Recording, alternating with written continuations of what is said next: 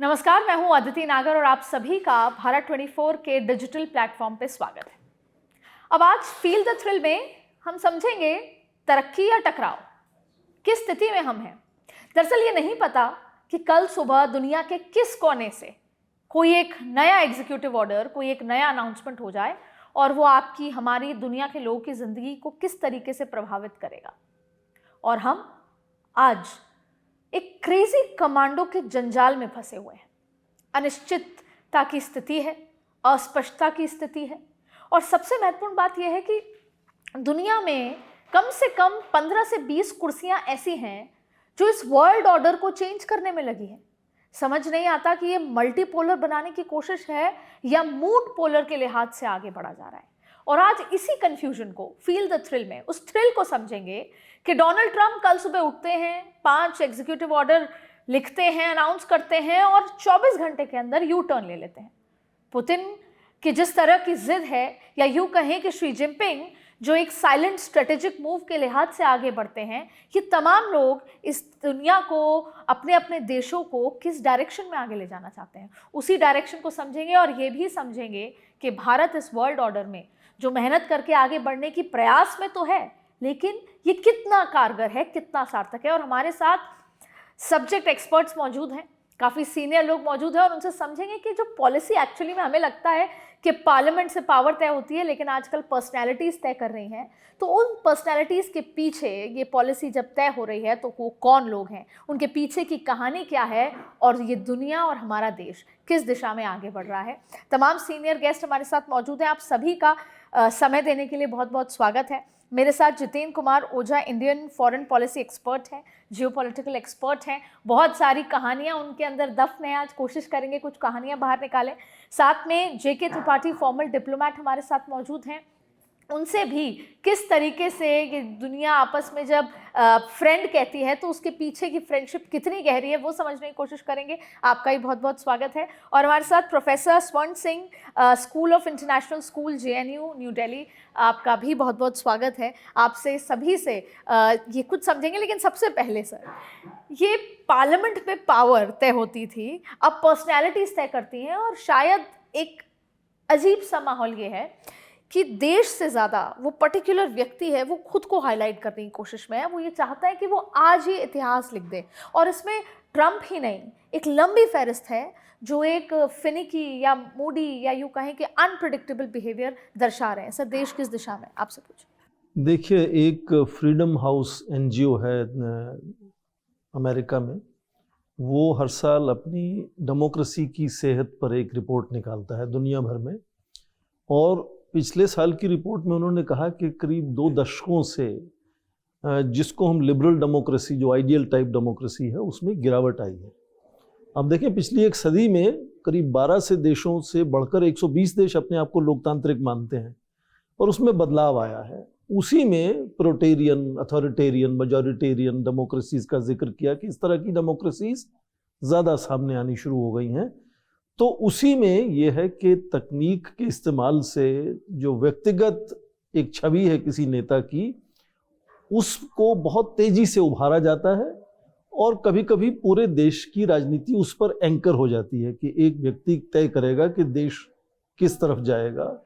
और इसी बड़े पर्दे पर आप देखें, राष्ट्रपति ट्रंप का दूसरा कार्यकाल शुरू होता है और जैसा आपने खुद जिक्र किया कि वो कल सुबह क्या ट्वीट करेंगे और अंतर्राष्ट्रीय स्तर पर उसका क्या असर होगा।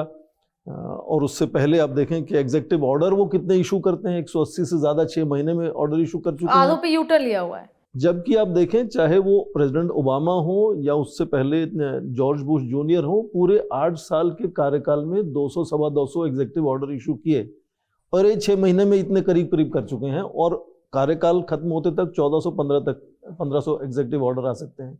तो एक व्यक्तिगत स्तर पर जाहिर है कि वो दुनिया की सबसे बड़ी आर्थिक व्यवस्था है, सेना में सबसे आगे हैं, तकनीक में सबसे आगे हैं। तो उनके राष्ट्रपति यदि इस तरह की उथल पुथल करते हैं तो पूरे विश्व में उसका असर आता है। और मैं तो दशकों से कह रहा हूँ कि जब अमेरिका के राष्ट्रपति का चुनाव होता है तो थोड़ी बहुत उस चुनाव में शिरकत पूरी दुनिया की होनी चाहिए, क्योंकि वो हड़कंप क्या मचाते हैं उसका असर पूरी दुनिया पे आता है। तो उसी के चलते आपने जैसे कहा कि टकराव और तरक्की की बात हम आज करेंगे। यहाँ तक भारत की बात करें तो कुछ हद तक ये टकराव हमारी तरक्की की वजह से ही है।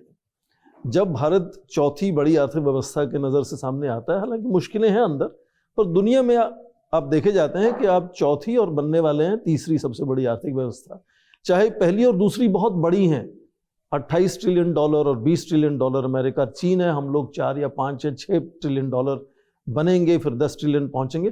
पर जब आपको लगता है कि आप तीसरी बड़ी आर्थिक व्यवस्था है, तो एक तो आपका अपना रुझान उत्साह बढ़ जाता है, पूरे विश्व की अपेक्षाएं आपसे बदल जाती हैं एक तरह से, और पहले और दूसरे को कम से कम लगने लगता है ये तीसरी शक्ति उभर रही है। तो तरक्की की वजह से टकराव, और टकराव की वजह से कुछ हद तक तरक्की पर असर आप देख ही रही हैं। जो टैरिफ की बात चल रही है लगातार, भारत पर कितना उसका असर है, भारत कैसे उससे। पर सर ये भारत ही तो था, हम लोगों ने हवन किया था। प्रॉब्लम ये है कि हमारे पास रेस अगेंस्ट टाइम है, और to be precise Narendra Modi ji ने 2047 का भले विजन दिया हो, लेकिन उनको 2029 तक जो उनका अभी का कार्यकाल है, फिर फर्दर जो चुनाव होंगे, टारगेट्स हैं जो अचीव करने हैं, इंटरनेशनल भी डोमेस्टिक भी। तो ऐसी स्थिति में सर हवन हम कर रहे हैं, हमने वहाँ पर जाकर हाउडी मोदी तमाम तरीके की स्थिति हुई, और आज रोज़ सुबह एक सैंक्शन, कभी मेडिसिन पे 100% सैंक्शन।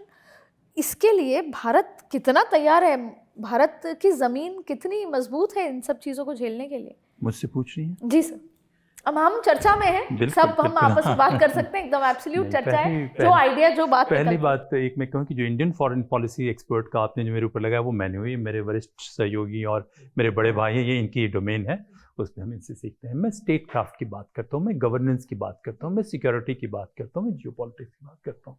इसमें दो चीज़ें हैं जो आपने कहा कि हम कहें, और ये सब हुआ। देखिए, जो डेमोक्रेसी का जो कॉन्सेप्ट इवॉल्व किया वो हाफ बेक कॉन्सेप्ट है, वो पूरा कॉन्सेप्ट है नहीं, इसको और इवॉल्व होने की ज़रूरत थी। मैं इसलिए कह रहा हूँ कि इसमें होता है क्या है कि पॉलिटिशियन का एक अपना विजन है, वो कहना चाहता है, लेकिन जो तमाम दूसरे इंस्टीट्यूशन हैं उनकी अपनी विजडम है। पॉलिटिशियन उनको ओवरसी कर सकता है, लेकिन उनको रिप्लेस नहीं कर सकता है। जैसे भारत की पॉलिसी आप कहें नॉन अलाइनमेंट का है, वो मोर और लेस उस पर थोड़ा बहुत मॉडिफाई होने के बाद वो एक इंडिपेंडेंट तरीके से चलती ही रही है। उस इंस्टीट्यूशनल विजडम को कोई अलाइनमेंट वाले उस पे नहीं आ मैं गए। बता रहा हूँ, मैं उसमें आपको कह रहा हूँ। आपने कहा कि मोदी ने ऐसा कर दिया या हाउडी मोदी हुआ, ये सब हुआ, इसमें इमोशन के लिए कोई जगह होनी ही नहीं चाहिए थी। जो कहा अभी त्रिपाठी जी भी कह रहे थे कि देखिए हम बातें अच्छी से करते हैं, वो अलग बात है, लेकिन पॉलिटिशियन के पास ये पावर होना ही नहीं चाहिए कि पूरे देश की पॉलिसी लेके आप उसके पार्टीजन पॉलिटिक्स में घुस जाइए। बिल्कुल नहीं करना चाहिए था, ये इमोशन को तो दूर रखना चाहिए था। उनका मकसद हो सकता है, मैं यही कहना चाहता हूँ, पॉलिटिशियन का मकसद हो सकता है इलेक्शन जीतना, लेकिन ये तमाम इंस्टीट्यूशंस के बीच में इक्वेशन क्या है, इक्विलिब्रियम क्या है, ये बहुत महत्वपूर्ण हो जाता है। और उसमें हमारे इंस्टीट्यूशन को गार्ड करना चाहिए था कि ट्रंप साहब की साइकोलॉजिकल स्टेबिलिटी नॉर्मल नहीं है। हम जब बात करते हैं तो कोई पॉलिसी वगैरह हम तो देखते हैं कि वो आदमी कौन है, उसके भीतर की इक्वेशन क्या है, क्या हालात बदल सकते हैं।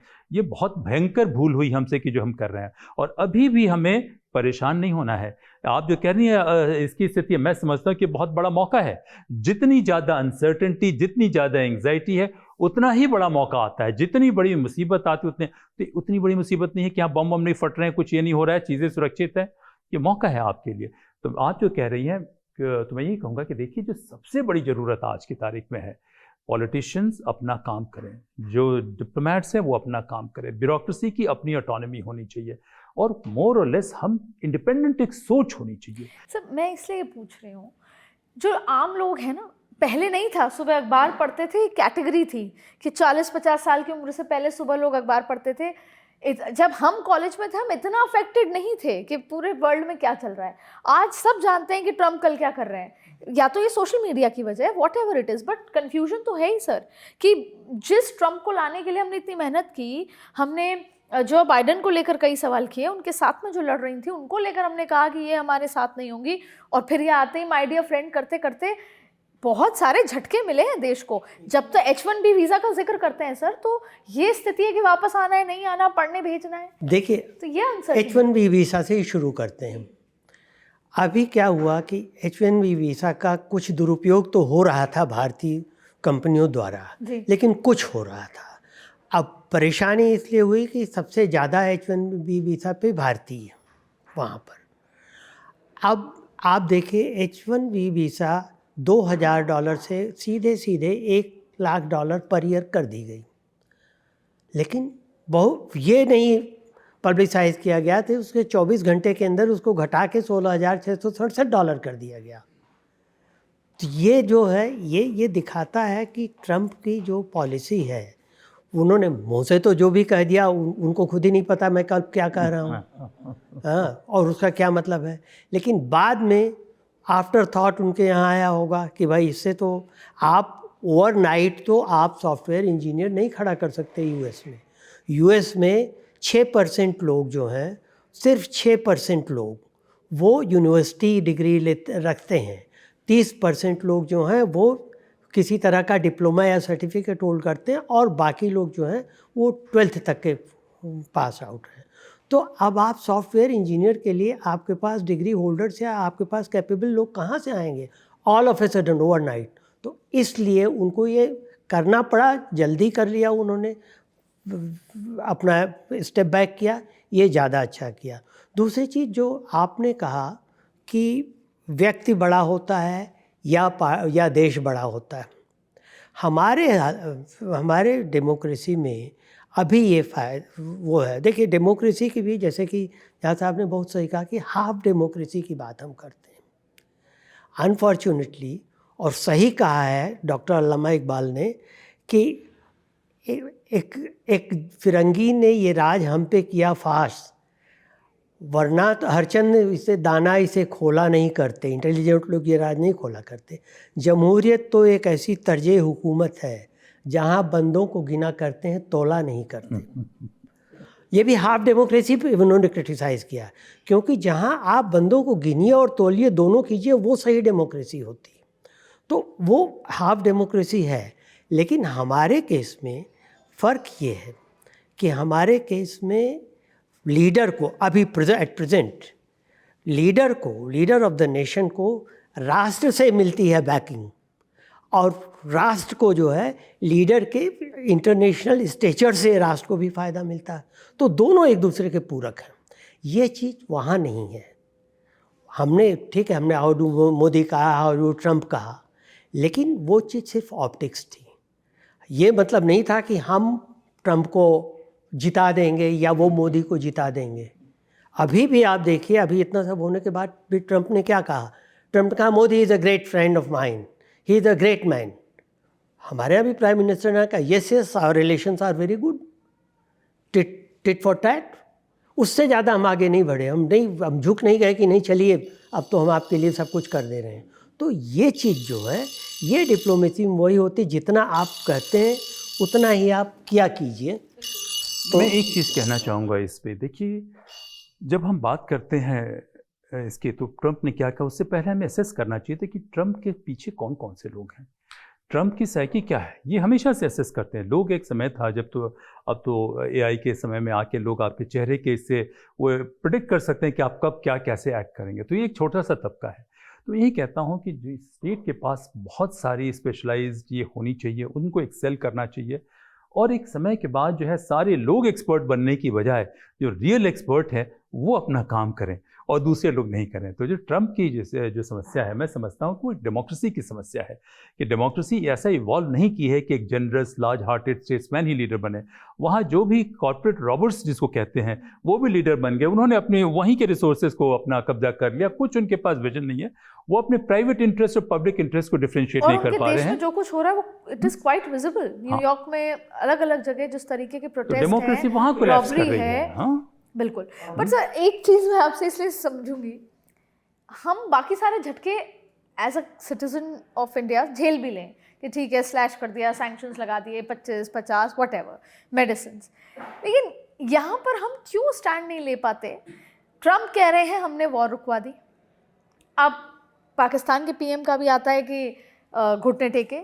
हम अपना स्टैंड क्यों नहीं लेते? हमारे लीडर खड़े होके क्यों नहीं कहते कि ट्रंप झूठ बोल रहा है? देखिए, हमने वो नाम ही नहीं सुना ट्रंप का। अगर एक आदमी, एक अर्धविक्षिप्त आदमी बार बार कोई बात कहे, आप उसको बार बार कॉन्ट्राडिक्ट करें, तो जस्ट फॉर वंस उससे क्या होता है क्या होता कि आप फालतू वही चीज़ है कि शेर ने कह दी कि चीते ने कह दिया कि आपने मुझसे कहा क्या होता है, नहीं, इससे मैं ये एक होता बात है कहना डोमेस्टिक चाहता हूं। इन्फ्लुएंस आता नहीं, है। इन्फ्लुएंस की बात मैं एक बात कहना चाहता हूँ। देखिए, मैं इन्फ्लुएंस, पब्लिक ओपिनियन, तमाम चीज़ों से पब्लिक मैं ओपिनियन समझता चेंज होता है। मैं कहता हूँ उन तमाम चीज़ों से ऊपर उठ के मैं सोचता हूँ कि जो स्टेट क्राफ्ट है, जो गवर्नेंस है, उन तमाम चीज़ों से अलग होनी चाहिए, जो भी सिस्टम हो।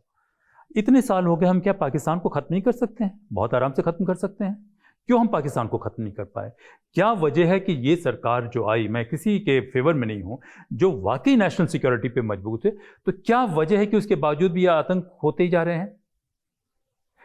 मैं समझता हूँ कि इस पे ध्यान देने की ज़रूरत है। वो हमारा हाथ, जिस हाथ के जरिए हम पाकिस्तान को न तो न्यूक्लियर पावर बन सकता था, न तो ये सर्वाइव कर सकता था, हम उसी वजह से हम कह रहे हैं कि स्टेट क्राफ्ट की बात जो है पब्लिक ओपिनियन की बात नहीं होती है। International politics sir, that's where we want to discuss. America is doing anything and everything. आप रशिया से ऑयल ना लें, लेकिन हम इतने सैंक्शंस के बाद भी ट्रेड करेंगे। यूरेनियम का ट्रेड बढ़ गया है। अब आप इस पूरे स्थिति को देखिए। इसके अलावा चाइना के साथ आप क्लोज मत होइए, वो रिक जो है या ब्रिक है वो क्लोज ना हो।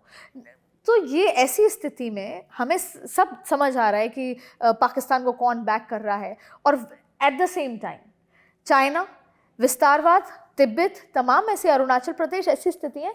तो there has to be a limit where we say full stop right then and there. सबसे बड़ी जो चुनौती है या चिंता है वो ये कि दुनिया भर में, भारत में भी जो विशेषज्ञ हमने तैयार किए अंतर्राष्ट्रीय राजनीति पर, या संस्थान बनाए जो लगातार ध्यान रखें कि देश को किस तरफ निर्देशन देना है, उन्होंने अंतर्राष्ट्रीय स्तर पर ढांचे में शक्ति का वितरण क्या है, distribution of power international relations में, वो स्ट्रक्चरल अप्रोच से देखा कि कौन शक्ति कितनी बड़ी है और उसका रुझान किस तरफ है।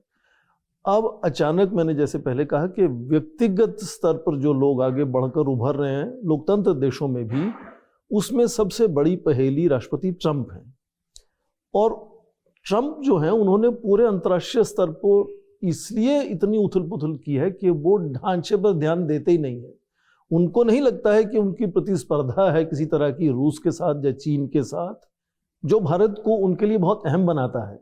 वो सोचते हैं कि मैं सीधा शी जिनपिंग से फ़ोन पर बात कर सकता हूँ, सीधा राष्ट्रपति पुतिन से मुलाकात कर सकता हूँ, और उसमें डील मेकिंग के तरीके से मुझे क्या मिलने वाला है उसमें, उस पर ध्यान देकर मैं आगे बढ़ाऊंगा अपनी अमेरिका को। उसी के चलते आप देखें कि जब वो जा रहे थे अलास्का में शिखर वार्ता करने राष्ट्रपति पुतिन के साथ, तो जहाज से भी ट्वीट कर रहे थे कि यदि वो मेरी बात मानकर युद्ध विराम नहीं करेंगे तो उसके बहुत खतरनाक नतीजे होंगे।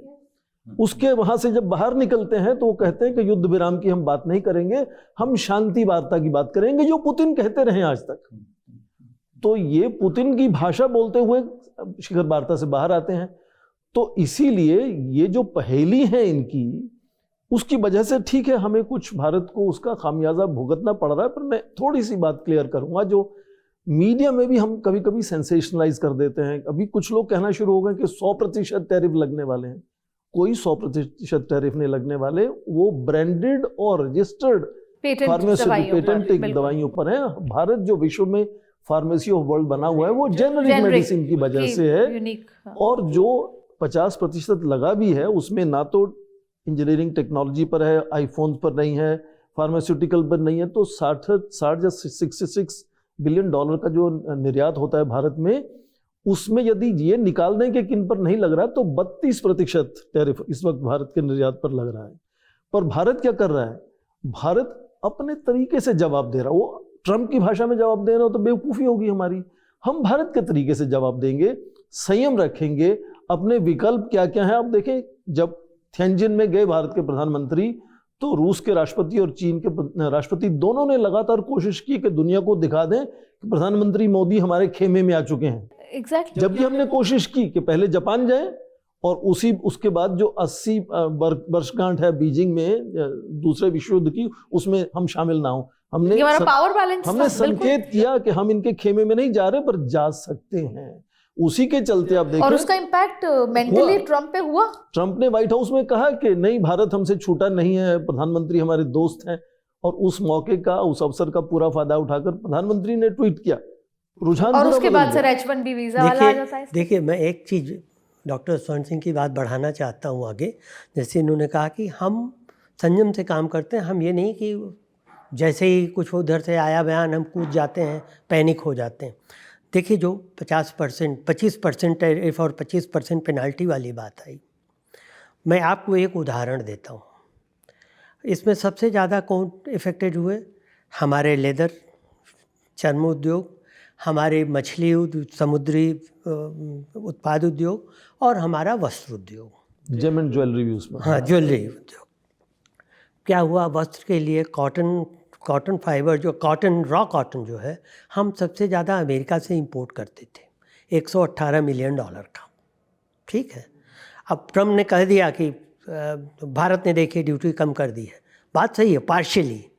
वो उस $118 मिलियन पे हमने ड्यूटी कम, कस्टम ड्यूटी काफ़ी कम कर दी, करीब ज़ीरो कर दिया। उससे क्या हुआ कि इनपुट कॉस्ट जो हमारे लोगों की हुई, वो इनपुट कॉस्ट कम हो गई, जीएसटी कम हुआ और हैंड होल्डिंग कर रही है सरकार। तो उससे क्या है कि जो इम्पैक्ट जो 50% टैरिफ का पड़ा था वो काफ़ी कम हो गया, और मीनवाइल हम डाइवर्सिफाई कर रहे हैं। हाँ, आपदा में अवसर तो भारत की वैसे हाँ, भी एक कहानी और है। ऐसे ही झींगा मछली के बारे में, झींगा मछली ज़्यादातर हम यूएस में एक्सपोर्ट करते हैं। अब वो सारी चीज़ चाइना में जा रही, चाइना को बहुत ज़रूरत है। तो हमारी हम पर सर, हम एक ही बहुत, चाइना पे कैसे विश्वास करें हम? चाइना कह रहा है कि हम आपको दवाई 30% हमने हटा दिया। हमारा नेचुरल जो पार्टनर है वो तो अमेरिका ही था सर। और सबसे बड़ी बात है कि हमारे पास 140 करोड़ लोगों की ताकत है, वो कैसे अमेरिका भूल जाता है? और इंटेलिजेंस भी है, टैलेंट भी है, लेकिन चाइना कितना ही दोस्ती का हाथ बढ़ा ले, हमें पता है कहीं ना कहीं वो जमीन पे विस्तारवाद चल रहा होगा, तो कैसे विश्वास करें? देखिए, हम कहता हूँ स्ट्रेटेजिक साइकी। हर देश की अपनी एक साइकी होती है, उसके सरकार के काम करने का एक तरीका होता है। लोग नेहरू जी को कहते हैं कि नहीं 60 में हो पाया, अभी भी कहते थे, मोदी जी को भी कहते हैं कि गुजरात में झूला झूले उसके बाद ये हुआ। चाइना की साइकी में डिसेप्शन, ट्रेचरी, बैकस्टैबिंग, ये उनके इसका कई हजार वर्षों से उनके जीन्स में है, तो आप उनको कभी विश्वास नहीं कर सकते हैं। दो बातें मैं कहूँगा इस पर। एक कि दुनिया से कभी भी आप एक रैशनल बिहेवियर की एक्सपेक्टेशन बिल्कुल मत कीजिए डिप्लोमेसी में या जियोपॉलिटिक्स में। हर इवेंचुअलिटी के लिए आपको तैयार रहना है। जैसे घर से जब नौकरी में 18 साल की उम्र में निकलो तो मम्मी समझाती थी कि बाहर किसी को विश्वास मत करना। ये वैसा ही है। नहीं, देश के भीतर तो विश्वास कीजिए, देश के भीतर तो कानून है, पुलिस है, ये है। लेकिन जब दूसरे देश से आप डील कर रहे हैं तो ये नेचुरल है कि जीरो सम गेम खेलेगा। चाइना सोचेगा कि अगर भारत मजबूत होता है डेमोक्रेटिक पावर के जरिए तो चीन में बलवा हो सकता है कि भाई हमें भी सीसीपी का रोल क्यों, हमें भी डेमोक्रेसी मिलनी चाहिए, पाकिस्तान में दिक्कत हो सकती है। तो इन चीज़ों को समझ के चलिए। दूसरी बात जो मैं कह रहा हूँ कि ताकत और ताकत और ताकत, इसी को दुनिया नमस्ते करती है। अचानक ताकत तो होगी नहीं। चीन ने क्या किया आप देखिए। अब ये आर्थिक ताकत की बात कर रहे हैं आप, दोनों। नहीं, मैं एक बताऊं, यही तो मैं कह रहा हूँ। मिलिट्री ताकत नहीं, मैं सॉरी मैं एक में बात कर रहा हूँ। आर्थिक ताकत से मिलिट्री ताकत दोनों एक दूसरे को एम्पावर करते हैं, और टेक्नोलॉजी आ जाने के बाद तो आर्थिक, मिलिट्री, टेक्नोलॉजी सब, मैं तो नेशनल सिक्योरिटी पढ़ा भी हूँ, पढ़ाया भी हूँ। तो फिर सर एक चीज और, क्यों पूरी दुनिया में हम ये कहते हैं कि CIA जैसा इंटेलिजेंस नहीं है, हम ISI, रॉ तमाम बातें करते हैं, लेकिन सब लोग घुटने टेक देते हैं CIA के सामने? तो वो AI इंटेलिजेंस की ताकत की वजह से भी अमेरिका है। नहीं, ये जो CIA इंटेलिजेंस कहते हैं, जिसको मैं कहता हूँ इर्रेगुलर वॉरफेयर फाइट करने का तरीका, कि आप जो है इसको मैं कन्वेंशनल वॉर कहते हैं, अलग होता है, इर्रेगुलर वॉर कहते हैं। इस इर्रेगुलर वॉर में भी कई एक डायमेंशन है। जैसे अफगानिस्तान में भी एक अलग तरीके का मिलिट्री इर्रेगुलर वॉर था, अमेरिका ने घुटना टेक के भाग गया वहाँ से, वियतनाम से हट गए, इराक में और उन्होंने बर्बादी की, तो वो इर्रेगुलर वॉर तो नहीं हैंडल कर पाते हैं। लेकिन ये माना जाता है कि दुनिया के तमाम देशों में, खास करके पोस्ट कॉलोनियल वर्ल्ड में, चाइना ने उनको अपने आप आने नहीं दिया, तो पूरी पॉलिटिकल सिस्टम में इनडायरेक्ट उनकी इंटरफेरेंस होती है, रेजिम चेंज करने का। Information is power, not information. Information के साथ साथ जो है कवर्ट इन्फ्लुएंस जो कहते हैं, वो मिल के पावर बनाते हैं, तो उसको छोड़ दीजिए। मैं दो चीज़ें मैं कह रहा हूँ, सॉरी जो मैं जानबूझ के कहना चाहता हूँ। पहली बात कि भाई दुनिया से रैशनल बिहेवियर की एक्सपेक्टेशन नहीं होनी चाहिए। दूसरी बात मैं कहता हूँ कि आप नेशनल पावर में बिल्ड करने में इन्वेस्ट कीजिए। नेशनल पावर की जब हम बात करते हैं तो मेरा पहला ये होता है कि लोगों का हेल्थ, उनकी कॉग्निटिव कैपेसिटी, उनकी टेक्निकल कैपेसिटी, हर इंडिविजुअल जो आपके 140 करोड़ है, कोई ज़रूरी नहीं कि पॉपुलेशन हो जाने से वो ताकत बन जाता है। अगर उसकी कॉग्निटिव कैपेसिटी खराब है, उसके पास कोई टेक्निकल कैपेसिटी नहीं है, आप गेनफुली उसको इंगेज नहीं कर पाते हैं, सारे लोग मीडिया में और सिनेमा में चले जाएंगे। सॉरी अबाउट इट, हम मीडिया में बैठे हुए हैं, तो शायद वो हमारे 140 पावर माइनस होके वो 10 करोड़ में आ जाएगा। दर्शकों का एक कंफ्यूजन आप तीनों ही क्लियर कीजिए। हम एक घोड़े की स्पीड से अभी फिलहाल तेजी से आगे बढ़ रहे थे कि हमने ये कहा कि 11 साल बाद और दशकों बाद हमने कहा कि हमने डिफेंस को एक्सपोर्ट करना शुरू किया है। बहुत सारी वो स्पीड में रुकावट आई है धीरे धीरे, वजह है यही जिस तरह की स्थितियाँ हैं। सर आप ये मुझे समझाइए कि ये जो स्पीड में रुकावट है, डिपेंडेंसी तो है ही ना। आप कह रहे हैं रैशनल बिहेवियर हम चाइना से, यार XYZ फ्रांस से, मैक्रो से, इनसे एक्सपेक्ट ना करें, पर हमारे किसी से सेमीकंडक्टर पे, किसी हम लोग डिपेंडेंट तो हैं। API के लिए हम आज भी चाइना, जो रॉ मटेरियल है उस पर चाइना पे डिपेंडेंट है। देखिए API की जहाँ तक बात है, ये बहुत ही अनफॉर्चुनेट बात है कि 2006 तक हम API के मामले में पूरी तरह आत्मनिर्भर थे। अरविंदो फार्मा और एक और कंपनी, शायद मुझे नाम नहीं याद आ रहा है, वो दोनों हमारे खपत भर का API बनाती थी। जब 2006 में या 2007 में हमने स्पेशल लाइसेंसिंग के थ्रू चाइना को एंट्री दे दी, तो चाइना ने कम दाम पर हमें एक्सपोर्ट करना शुरू कर दिया। उससे फ़र्क ये पड़ा कि कालांतर में दोनों कंपनियां इंडिया की वो बैंकरप्ट हो गई, बंद हो गई। और उसके बाद चाइना $7 पर किलो देते थे, हमारी कंपनियां लेती थी। चाइना ने $6 से शुरू किया। जब हमारी दोनों कंपनियों को आउट कर दिया तो उसके बाद चाइना की मोनोपोली हो गई, आज $20 या $22 पर किलो के हिसाब से। तो लेकिन 1 साल पहले, पिछले साल, भारत सरकार ने फिर से ये कोशिश की कि इंडिजिनस प्रोडक्शन हम करें।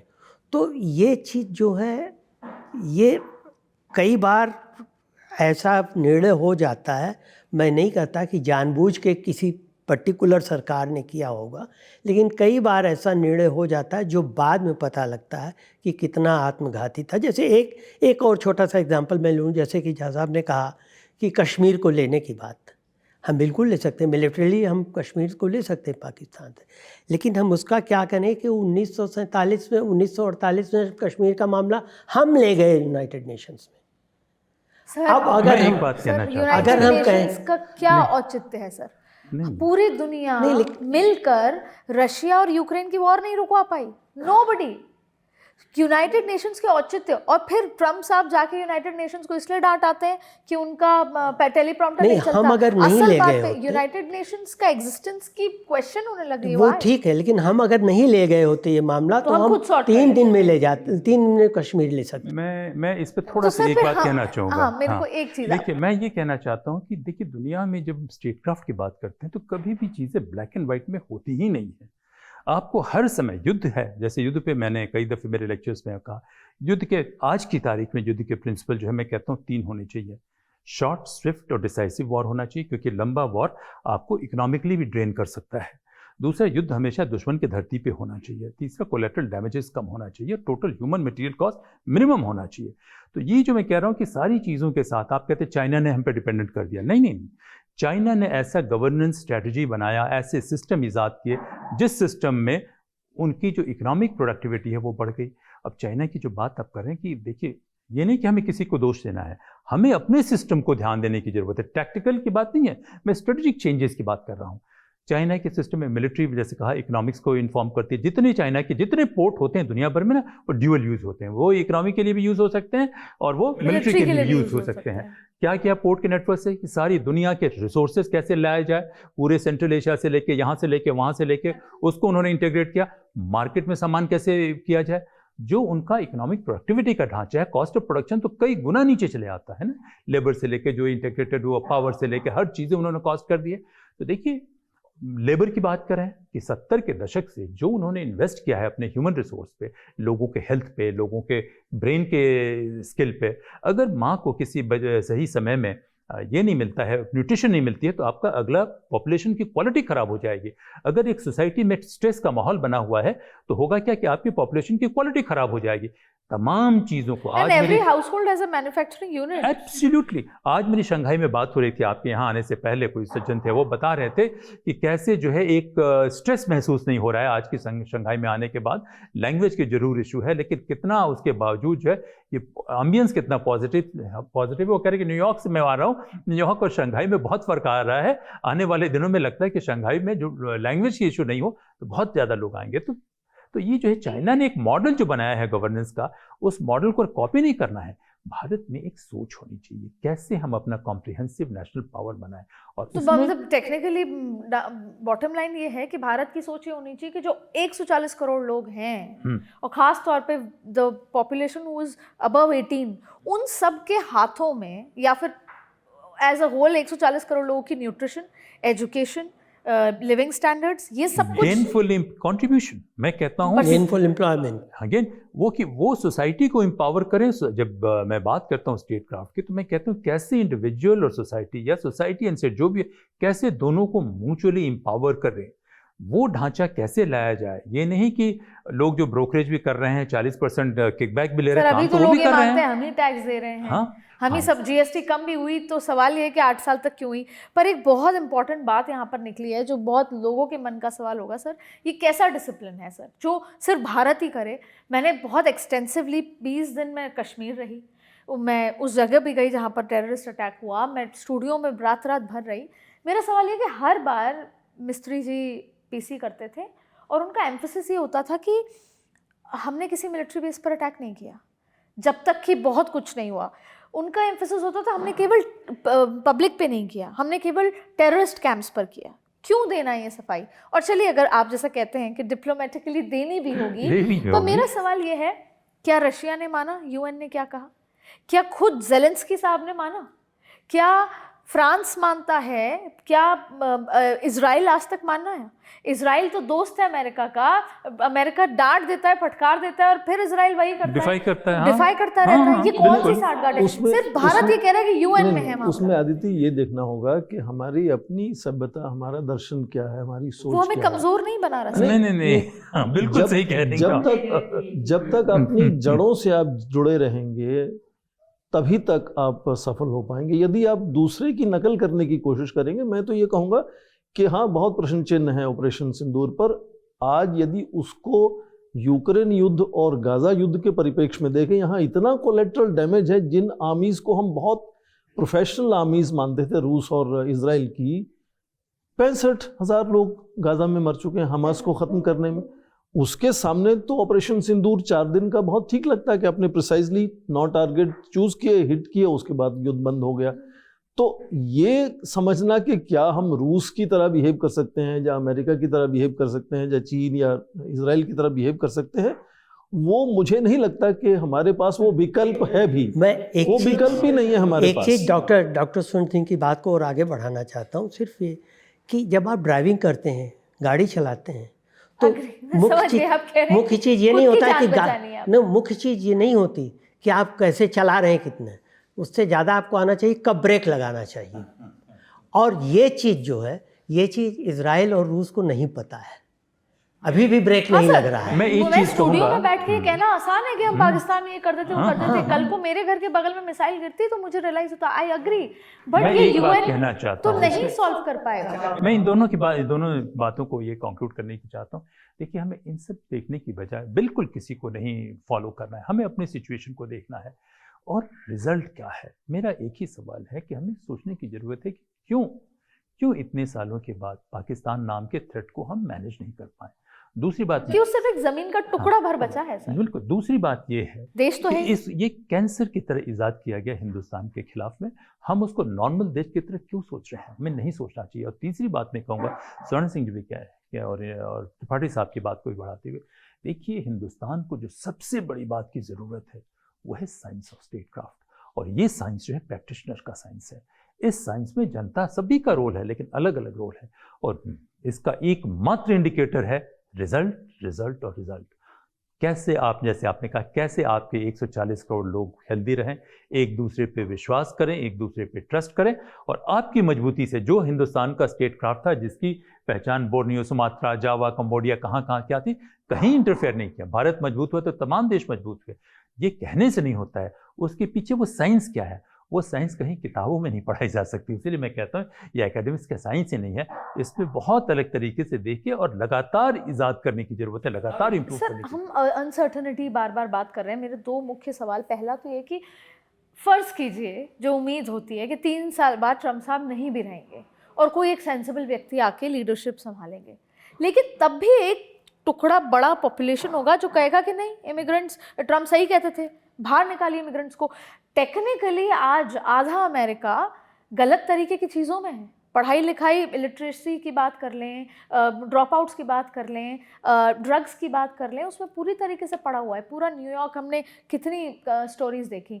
उसके बावजूद भी एक ऐसा तबका होगा वाइट्स का या जिस भी तरह के एलिमेंट जो ये कहेगा नहीं, इमिग्रेंट्स होने ही नहीं चाहिए। और फिर आप देखिए वहाँ पर कितना ज़्यादा एग्रेसिव रेसिज्म होता है कि आप रेस्टोरेंट वाले को मार ही रहे हैं, इंडियन रेस्टोरेंट वाले को। जिस तरह की तस्वीर क्यों मैं कहता हूँ कि क्यों आपके इंडियन रेस्टोरेंट वालों को हिंदू वहाँ जाने की जरूरत है? मैं एक बहुत फंडामेंटल सवाल आपसे पूछ रहा हूँ। तो वो कौन जाता है देश छोड़ के सर? कौन जाना चाहता है? अपने देश में आपने स्थिति क्यों ऐसी पैदा की? और ये अमेरिका सवाल तो सरकार से ये तो होगा। ना सरकार से नहीं, मैं तो ये सवाल सारे लोगों से पूछने की जरूरत है कि देखिए नागरिकों से आप अपने देश से कहिए कि आपका इतना हाई एंड टैलेंट। मैं एक जैसे एक ही एनेक्डोट मैं कह सकता हूँ, कहीं मैं था विदेश में ही और देखा क्या, कोई कहा कि मैं एम्स का गोल्ड मेडलिस्ट हूँ, मैं एएफएमसी का गोल्ड मेडलिस्ट हूँ। इतने सारे गोल्ड मेडलिस्ट डॉक्टरों को देखने के बाद ट्रम्प ने ट्रेड की मीटिंग की, उसमें 4 जो वो थे वो भारतीय थे। मैं जो क्या है, सॉरी मैं शायद जो ज़्यादा जल्दी से बोल रहा हूँ, आपको ये नहीं कर पा रहा हूँ। तो जब सोचने के बाद मैं सोचते रहा कि बताइए इतने टैलेंटेड लोग हमारे देश से आके दूसरे देश का हेल्थ केयर संभाल रहे हैं, कहीं ना कहीं तो हमें सोचने की ज़रूरत है। हाँ नहीं, कि कहीं ना कहीं हमें सोचने की ज़रूरत है कि देखिए शायद हमारे पास जितना टैलेंट है उसको हम ऑप्टिमाइज़ करें, उसको हार्नेस करें, तो हम 20 नहीं शायद $40 ट्रिलियन की इकॉनमी बन सकते थे। हमें इस एंगल पे सोचना चाहिए और ये मेरा सबसे पैशनेट एरिया है और इसी वजह से मैं इंडोक्रेसी की बात कर रहा हूँ। मेरे कुछ लेक्चर्स होंगे, बहुत जगह हिंदुस्तान में भी उसे बैन करने की कोशिश की जा रही है। अमेरिका या चाइना कभी नहीं चाहेगा, ये मान के चलिए तमाम दोस्ती के बावजूद, कि भारत मजबूत हो। ये हमारे बॉटम लाइन है। कुछ चाहेंगे कि चलिए यहाँ चलाए वहाँ चलाए, ठीक है, हमें H1B वीज़ा वगैरह तमाम चीज़ों से हटके फोकस हमारा यहाँ होना चाहिए। इसमें मैं ये कहना चाहूँगा कि हम ये उम्मीद ही क्यों करें कि चीन या अमेरिका भारत को आगे जाने दें? क्यों मदद करेंगे? हर राष्ट्र, एक पुरानी कहावत है कि अंतर्राष्ट्रीय स्तर पर जो है वो आपके राष्ट्र स्थायी होते हैं, मित्र नहीं स्थायी होते। मित्र बदलते रहते हैं, आज एक देश मित्र है, कल दूसरा देश मित्र है। और किसी भी देश को आप ऐसे खांचे में नहीं डाल सकते कि ये देश हमारा दुश्मन देश है, ये देश हमारा दोस्त देश है। पॉलिटिक्स में सबके साथ थोड़ी सी प्रतिस्पर्धा, थोड़ी दुश्मनी, थोड़ी कोऑपरेशन चलती रहती है। क्या पाकिस्तान दुश्मन देश है? उसमें भी आपको कुछ कल्चरल चीजें मिल जाएंगी जो जोड़ती हैं आपस में, हमारी फिल्में, उनकी फिल्में, उनके नाटक, हमारे नाटक, उनके कवि, हमारे कवि। चीन के साथ वैसे ही $138 अरब का व्यापार हो रहा है हमारे साथ। 70,000 फौजी आपके खड़े हैं सीमा पर। तो ये चीजें लगातार जुड़ी रहती हैं, उसमें ये आपकी जिम्मेदारी हो जाती है कि कैसे आपने राष्ट्र हित को आगे बढ़ाना है। चीन के साथ भी तालमेल बनाने की कोशिश है, अमेरिका के साथ भी तालमेल बनाने की कोशिश है, रूस के साथ भी प्रतिस्पर्धा रहेगी। और मैं कह रहा हूं जैसे भारत उभरेगा तो ये प्रतिस्पर्धा और भी ज्यादा जटिल होगी, हमारे रास्ते और भी रोके जाएंगे। और भारतीयों की बात है कि विदेश में क्यों जाते हैं, जब भारत में उनको संसाधन मिलेंगे, अवसर मिलेंगे आगे तक बढ़ने के। हम अक्सर सुनते हैं लोगों को कहते हैं कि नोबेल प्राइज चाहिए तो पहले अमेरिका चले जाओ। क्यों कहते हैं ऐसे? जब भारत में ऐसे विश्वविद्यालय बनेंगे, शोध केंद्र बनेंगे कि वो वापस आना चाहेंगे। आज कल से एक चाइना में के वीजा शुरू हो रहा है। बिल्कुल सर, जो H1B से भी आगे बढ़कर कह रहा है कि आपके पास कोई नौकरी चीन में है या नहीं है, जरूरी नहीं है, आप आ जाइए, आप आके ढूंढिए कि आप क्या करना है आपको वहां। क्योंकि आज चीन को लगता है कि तो यही तो बात है कि हम अब पहले हमने अमेरिका को ग्रेट बनाया, अब हम चीन को ग्रेट बनाएंगे सर। नहीं, एक बात चीन अपने आप को ग्रेट बनाया, पर सर टैलेंट तो हमारा है। हम भी कोशिश करेंगे कि हम भी ग्रेट बन जाएं, और जब हम अट्रैक्टिव होंगे तो हमें ये कोशिश करनी चाहिए कि हमारे पास अमेरिका और चीन से लोग आए काम करने। हाँ, और हमारे खुद का टैलेंट तो वापस लौट के आए ही आए। दो चीज़ें हैं इसमें देखिए, जो चीन की जो साइकोलॉजी है, उस साइकोलॉजी के हिसाब से दुनिया में कोई ग्रेट हो ही नहीं सकता उसके सिवाय। उसके लिए पूरी तरीके से वो कोशिश कर रहा है। जो चीन के एक्सपर्ट है बताएंगे कि चीन छोटी सी सभ्यता होती थी, जब हमारे मौर्य वंश काफ़ी एडवांस होकर डिक्लाइन की तरफ में था, तब चीन का अभ्युदय होता है। उसके बाद धीरे धीरे करके वो जो है वो एक्सपैंड करते गया है। तो जो उनका गवर्नेंस का साइंस है उसके हिसाब से वो दोस्ती, गले मिलना, सब कुछ अपने इंटरेस्ट के लिए है, वो उनका अपना है। अमेरिका का है कि मेरे अलावे कोई नहीं है।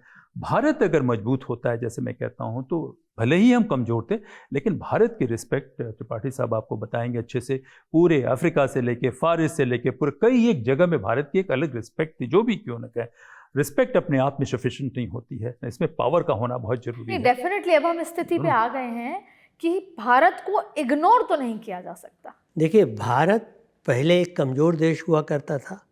50s, 60s, 70s में माना जाता था अच्छा ये भी एक मुल्क है जो क्लेम करता है कि बड़ी पुरानी सभ्यता है और ये सब। उसके बाद भारत देखिए, शुरू के दशक में इस शताब्दी के भारत ऐसा देश हुआ, राइजिंग एक कंट्री हुआ कि लोअर मिडिल लेवल इकॉनमी, जो बात करता था, कर सकता था दुनिया के बारे में। अब भारत ऐसा हो गया कि वो न सिर्फ रीजनल प्लेटफॉर्म पर बल्कि वो ग्लोबल प्लेटफॉर्म पर आ चुका है। India has announced it's arrival.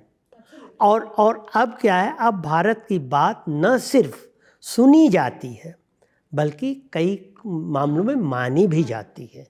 और ग्लोबल साउथ का होने का एक तरह से unofficial spokes person, unofficial leader, officially तो हम नहीं कहते लेकिन अनऑफिशियल लीडर होने की वजह से ग्लोबल साउथ के भारत की और स्थिति बढ़ गई है। तो हमें इस स्थिति का फ़ायदा उठाना चाहिए और हमें ये करना चाहिए कि हम जैसे अभी नट की तरह तनी हुई रस्सी पे चल रहे हैं, और 3 साल पहले भी रशिया का वो हुआ था तो लोगों ने कहा था कि पता नहीं कब गिर जाएंगे, अभी तक नहीं गिरे हैं और उम्मीदन अभी नहीं गिरेंगे। अब दोनों ही देशों को लग गया कि भाई यही अप्रोच शायद सही था। तो हमें इसी चीज़ को अगर हम आगे बढ़ाएं, और जैसा कि जहाँ साहब ने कहा, पहले अपने 140 करोड़ लोगों को एम्पावर करना चाहिए, इकोनॉमिकली, सोशली और साइकोलॉजिकली उनके दिमाग में ये चीज़ कि पहले भारत है, उसके बाद अमेरिका और चीन में जाके पैसे कमाने की बात है। तो सर, क्योंकि हम वाइंड अप कर रहे हैं, एक कमेंट आप लोगों से कि तो जैसा आपने कहा, तो ये तो हमको जैसे स्वच्छता की बात सिखाई गई बहुत सालों बाद कि हमको अब गाड़ी का कांच खोल के हम नहीं फेंकते कचरा, वैसे ही हमें बहुत तमाम तरीके की बेसिक चीज़ें सिखाई गई हैं। अब हम स्वदेशी पे आ रहे हैं कि स्वदेशी सीखें, तो वैसे ही हमें लोगों को अंदर इनकलकेट करने की ज़रूरत है कि आप भाई भारत देश में ही रहिए, आप बच्चों को बाहर मत भेजिए पढ़ने के लिए, आप इस तरह की चीज़ें अगर आप ऑलमोस्ट उतने ही इफेक्टिव विकल्प देंगे उन्हें, तब ऑप्शन देने पड़े। हाँ, उतना ऑप्शन आपको क्रिएट करना पड़ेगा। मैं समझता हूँ कि पूरा कॉम्प्रिहेंसिव गवर्नेंस का जो ढांचा है उसको बदलने की ज़रूरत है, हमारी सोच को बदलने की ज़रूरत है। जैसे मैंने कहा, पॉपुलेशन की क्वालिटी को इम्प्रूव करने की ज़रूरत है, सोशल ट्रस्ट इम्प्रूव करने की ज़रूरत है। सोशल ट्रस्ट तो फिर चुनाव कैसे होंगे सर, किस आधार पे होंगे सर? वही है, उस डिस्ट्रस्ट पे तो चुनाव हो रहे हैं। नहीं, वही मैं कह रहा हूँ कि हमारे जैसे लोग जो फॉर्मल प्रैक्टिशनर हैं, चुपचाप रह के क्या, मैं सबसे अधिक उनसे मैं कहता हूँ कि हमें किसी का स्पोक्समैन बने बगैर जो सेंसिबल बातें नेशनल इंटरेस्ट में है, बाई पार्टीजन, एक पॉलिटिकल तरीके से कहने की ज़रूरत है। और देखिए, एक एक करके कोई चीज़ें नहीं होती। जो स्टेट क्राफ्ट की मैं बात करता हूँ, सारी चीज़ें आपको एक साथ करनी पड़ेगी, फोकस, प्रायोरिटी चेंज होती रहेंगी, लेकिन ये तमाम मशीनरी जो है, तमाम चीज़ें एक साथ उसको इवॉल्व करने की ज़रूरत है। और मैं कहता हूँ कि लोगों का सोचने का तरीका जनरेशन से बदलता है। एक साइकोलॉजी में कॉन्सेप्ट है न्यूरोप्लास्टिसिटी। न्यूरोप्लास्टिसिटी ये कहती है कि ब्रेन के कंटूर्स भी चेंज हो जाते हैं धीरे धीरे करने के बाद जो है। तो इस तरीके से हमें चेंज करके जो हमारे असली स्ट्रेंथ है उसको ठीक करने की ज़रूरत है। और आखिर में मैं कहूँगा कि एक इनविजिबल साइलेंट वॉर हमेशा चलते रहा है, और वो साइलेंट वॉर रहा है कि हिंदुस्तान में इंस्टीट्यूशंस की इंटेग्रिटी होने नहीं दी जाए। ये बहुत दुनिया की फोर्सेस कर रही हैं और इस पे ज़्यादा सवाल करने की जरूरत है, इस पे ज़्यादा बात। सर, एक आखिरी सवाल मैं आपसे पर्टिकुलरली कि क्या फिर भी इस अनिश्चितता में, इस क्रेजी कैप्टन्स के इस पूरी दुनिया में ऐसा तो नहीं है कि हम एक्चुअली में वर्ल्ड वॉर की ओर आगे बढ़ रहे हैं? कोई किसी की नहीं सुनेगा, कोई किसी पे किसी का कंट्रोल नहीं है। मैं ऑप्टिमिस्ट हूँ दुनिया के बारे में, भारत के बारे में भी, और उसमें सरकार के ढांचे की बात नहीं कर रहा हूँ, मैं समाज की बात कर रहा हूँ।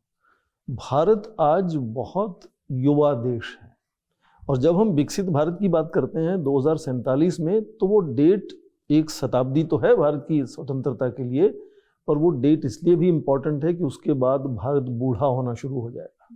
ये अवसर है जब तक भारत युवा रहेगा, और आप रास्ते खोल देंगे तो समाज और देश बड़ी तेजी से आगे बढ़ेगा। आप रास्ते बंद भी कर लेंगे तो न्यूरोप्लास्टिसिटी की इन्होंने बात की, न्यूरॉन्स युवा लोगों के बड़ी तेजी से बदलते हैं। वही समझाता है कि सरकार अच्छा काम करेगी तो देश बहुत तेजी से आगे जाएगा, अच्छा काम नहीं करेगी तो भी देश आगे जाएगा। अभी भारत इस वक्त दुनिया का चौथा देश है स्टार्टअप्स के लिए, यूनिकॉर्न्स के लिए। तकनीक में डिजिटल प्लेटफॉर्म्स कहाँ से आ रहे हैं, मोबाइल एप्लीकेशंस कहाँ से आ रही हैं। धीरे धीरे आप देखें कुछ कुछ क्षेत्र ऐसे नज़र आने शुरू हो गए जहाँ भारत दुनिया में सबसे आगे बढ़ता हुआ नज़र आता है, सबसे आगे हुआ नहीं अभी। तो मेरा जो ऑप्टिमिज्म है वो भारत की युवा पीढ़ी से है कि वो हमेशा अलग सोचती है, एक तरह से रेस्टलेस जिसको कहते हैं। अब सर उस युवा पीढ़ी को किस डायरेक्शन में ले जाने वाली बात है ना, यदि कि आप नेपाल जैसे हालत करना चाहते हैं, लद्दाख डायरेक्शन देंगे तो बहुत तेजी से बढ़ेंगे, डायरेक्शन नहीं भी देंगे तब भी आगे बढ़ेंगे।